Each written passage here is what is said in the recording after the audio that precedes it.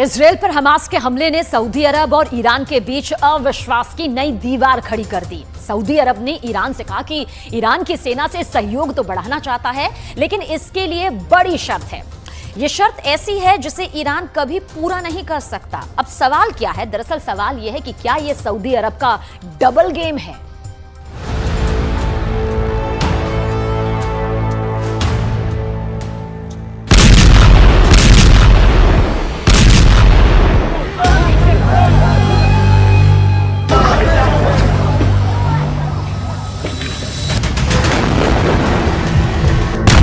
Gaza में गिरते गोलों के बीच सऊदी अरब, ईरान के बीच डील की पेशकश हो रही है। लेकिन सऊदी अरब ने इस डील के होने से पहले ईरान के सामने रख दी है बड़ी शर्त जो ईरान के हथियार जमा करने के इरादे का पर्दाफाश है। शर्त अपने इरादे को अपने वर्चस्व में कमी करने को लेकर है।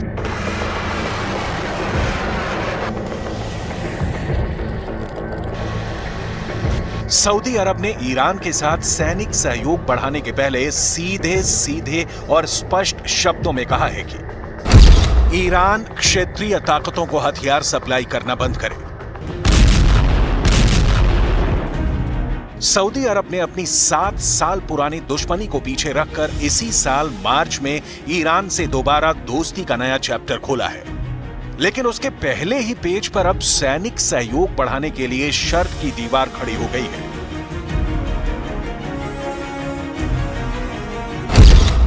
सऊदी अरब ऐसा क्यों कर रहा है? सऊदी अरब ईरान से आखिर चाहता क्या है?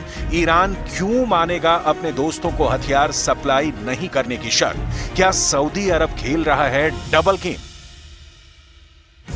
सऊदी अरब ईरान को हथियार सप्लाई करने से क्यों मना कर रहा है? इसकी डिटेल में जाने से पहले यह जानना बेहद जरूरी है कि ईरान किन किन देशों और संगठनों को हथियार सप्लाई करता है और इसके पीछे ईरान की मंशा पैसा कमाना कम, अपने वर्चस्व की स्थापना ज्यादा है।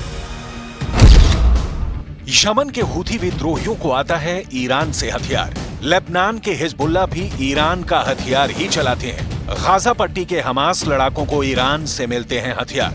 सीरिया को भी ईरान भेजता है हथियार। ईरान रूस तक को हथियार सप्लाई करता है।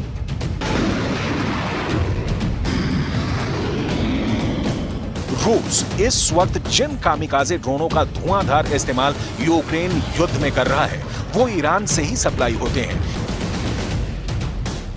ऐसे ड्रोन हमास के पास भी होने के कयास लगाए जाते हैं। अब सवाल यह है कि सऊदी अरब से सैनिक सहयोग बढ़ाने के लिए ईरान हथियार के दम पर हासिल अपने आधिपत्य की बलि क्यों चढ़ाएगा? इस सवाल का जवाब डिटेल में दिखाएंगे। इस वक्त सऊदी अरब की इस शर्त के पीछे और पूरे ईरान सऊदी अरब के बीच रिश्तों की नई और बेहद दिलचस्प कहानी को समझना बहुत जरूरी है। सऊदी अरब इस समय कूटनीति की पिच पर बढ़िया खेल रहा है। हमास के इजरायल पर हमले ने सऊदी अरब को ईरान पर नैतिक नकेल लगाने का मौका दे दिया है। कैसे? इसे विस्तार में समझिए। सऊदी अरब अमेरिका का खाड़ी में सबसे बड़ा सहयोगी है, लेकिन सऊदी अरब अब चाहता है कि सैनिक सहयोग में अमेरिका पर निर्भरता कम की जाए। तो इसके लिए सऊदी अब ईरान से हाथ मिला रहा है। अब देखिए, ईरान अमेरिका का दुश्मन नंबर 1 है। ईरान से दोस्ती भी सऊदी अरब की चीन ने करवाई। चीन भी अमेरिका की दुश्मनी वाली लिस्ट में टॉप पर है। अभी और देखिए, ईरान नाटो देशों की चेतावनी के बावजूद रूस को हथियार सप्लाई करता है। मतलब ये कि सऊदी अरब एक तरफ ईरान से दोस्ती गाढ़ी कर रूस और चीन के करीब देखना चाहता है, दूसरी ओर ईरान को अमेरिका की ओर से यह समझा रहा है कि वो हमास को हथियार सप्लाई करना बंद करे। मतलब ये दिखाने की कोशिश हो रही है कि सऊदी अरब ने अमेरिका के साथ वही पुराना रिश्ता अब भी कायम रखा है। सऊदी अरब और ईरान के बीच दोस्ती और दुश्मनी एक ही सिक्के के दो पहलू हैं। ये दोनों खाड़ी देश अपना वर्चस्व स्थापित करने के लिए लड़ते रहे हैं। यहां तक कि मार्च 2023 में दोनों देशों के बीच जो दोस्ती स्थापित हुई है, वो भी सुविधाओं वाली शादी की तरह है। आपको आगे दिखाएंगे कि ईरान हथियारों की दौड़ में इस वक्त कहां से कहां पहुंच गया है और ईरान क्यों नहीं छोड़ेगा हथियार सप्लाई करना। लेकिन अभी सऊदी अरब की ईरान से दोस्ती की असली मंशा। अल अक्सा मस्जिद में जब इजरायल की सेना घुसी तो इसका विरोध करने में सऊदी अरब आगे रहा। लेकिन इस बीच सऊदी अरब इजरायल की दोस्ती का नया मंच सजाने की तैयारी करता रहा। ये डील अमेरिका की मध्यस्थता में होनी थी। ईरान से दोस्ती के बावजूद सऊदी अरब इजरायल से दोस्ती करने जा रहा था।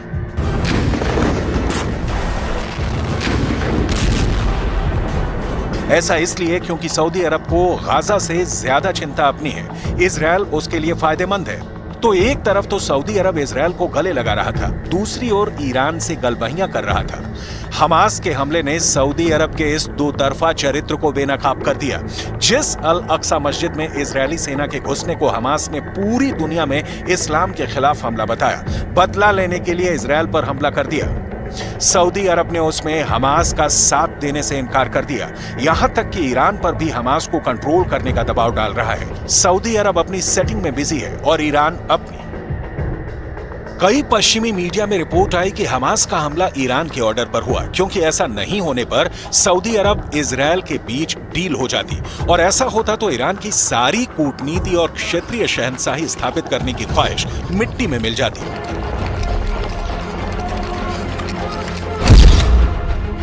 यहां बिल्कुल संक्षेप में समझना जरूरी है कि सऊदी अरब ईरान के बीच की दोस्ती ईरान पर कैसे भारी पड़ती। इजरायल सऊदी अरब डील होती तो ईरान क्यों होता परेशान? पहली वजह, ईरान के 3 मुख्य दुश्मनों इजरायल, सऊदी अरब और अमेरिका के बीच बड़ी डील होने की संभावना पैदा होती। दूसरी वजह, सऊदी अरब इजरायल की डील से खाड़ी में शक्ति संतुलन सऊदी अरब के पक्ष में झुकता, क्योंकि डील की मध्यस्थता अमेरिका कर रहा है। तीसरी वजह, खाड़ी में ईरान की बढ़ती ताकत पर तत्काल लगाम लगाने की संभावना पैदा होती।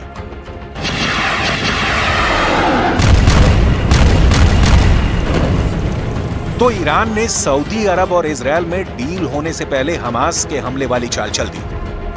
लेकिन सवाल उठता है कि शाम अलग, सुबह अलग राय जाहिर करने वाले सऊदी अरब और ईरान के बीच की दोस्ती क्या कभी पक्की भी होगी, जिसमें भरोसे की ईंट होगी? इतिहास इस मिलन के खिलाफ खड़ा है। बहुत कम शब्दों में समझिए, सऊदी अरब ईरान की दुश्मनी की 7 साल पुरानी खूनी कहानी कब, कैसे और क्यों लिखी गई। सऊदी अरब और ईरान के बीच पिछले कई दशकों से क्षेत्रीय प्रभुत्व के लिए संघर्ष जारी है, जो धार्मिक विभाजन के चलते गंभीर हुआ है। ये दोनों ही मुल्क इस्लाम की अलग अलग शाखाओं को मानते हैं। ईरान एक शिया बहुसंख्यक देश है, जबकि सऊदी अरब सुन्नी बहुल देश है। सुन्नी और शिया कानून, धर्मशास्त्र और संगठन जैसे मामलों में अपने अलग अलग नियमों का पालन करते हैं। इन दोनों समुदायों के नेता प्रभाव के लिए एक दूसरे के साथ संघर्षरत रहे हैं।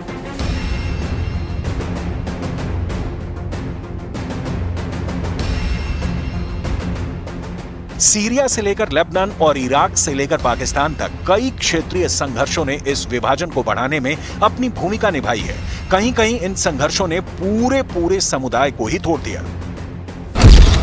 ईरान यमन के हूथी को इसलिए सपोर्ट करता है क्योंकि वो शिया है। लेबनान के हिजबुल्लाह को भी इसलिए सपोर्ट करता है क्योंकि वो शिया है। इराक में भी सपोर्ट पहुंचाता है क्योंकि वहां भी शिया मुसलमानों की अच्छी तादाद है। लेकिन ये ध्यान रखने वाली बात है कि ईरान हमास को भी सपोर्ट करता है, जो सुन्नी है।